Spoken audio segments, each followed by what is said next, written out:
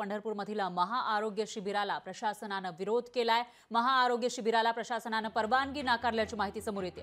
3 लाख भाविक आरोग्यापासून त्यामुळे वंचित राहणार आहे। तर जे भाविक या ठिकाणी येत असतात आणि दुरून दुरून चालत येत असतात त्या वारकऱ्यांसाठी हे महाआरोग्य शिबिर भरवलं जात होतं, मात्र त्याच्यासाठी प्रशासनाने विरोध केल्याची माहिती समोर येते। त्यामुळे 3 लाख भाविक आरोग्य सेवेपासून वंचित राहणार आहेत। प्रशासनाने आरोग्य सेवेपासून भाविकांना वंचित ठेवू नये अशी मागणी या ठिकाणी केली जाते। तर प्रशासनाने काम थांबवण्यास सांगितल्याने संभ्रम निर्माण झालाय।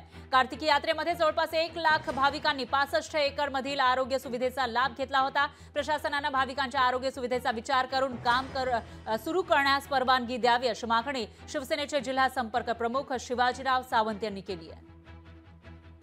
आदरणीय शिवाजीरावजी आले होते, त्यांनी आता तो विषय सांगितला।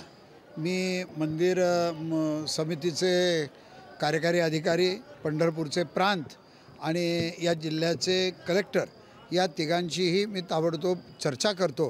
कारण 65 एकरमध्ये जर आपण केलं तर वारकऱ्यांची चांगल्या पद्धतीत सोय होऊ शकते, पण त्यांची काय अडचण आहे ही अजून मला माहिती नाही। मी ताबडतोब त्यांच्याबरोबर चर्चा करतो। मी सांगितलं मंडप टाकतोय तर आम्ही काय करतो, मंडप नुसता राहू दे, वारकऱ्यांच्या सोयीसाठी होऊन जाईल तर तसा राहू द्या म्हणतात, मोकळा मंडप।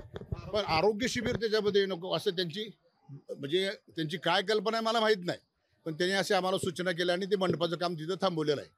मी आपल्या माध्यमातून त्या सर्व अधिकाऱ्यांना विनंती करू इच्छितो की वारकऱ्यांना सगळ्या सोयी जागेला मिळत आहेत।